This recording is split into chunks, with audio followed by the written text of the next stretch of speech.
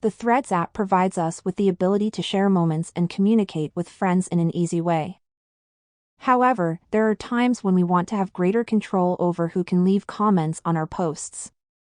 In this tutorial, we will explore how to manage privacy settings and control who can comment on the Threads app.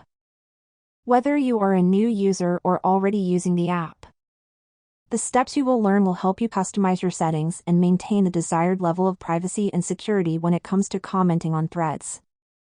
The first step is to open the Threads app on your phone. All you have to do is tap the pencil and paper at the bottom center. And then, I'm just going to start typing. If I want, I can tap the little paper clip icon and maybe add a photo by hitting done.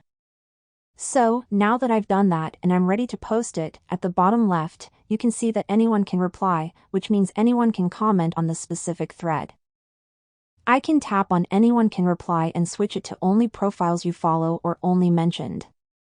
Basically, if you mention somebody or tag them in the specific thread, then they will be able to reply to it, but no one else will be able to.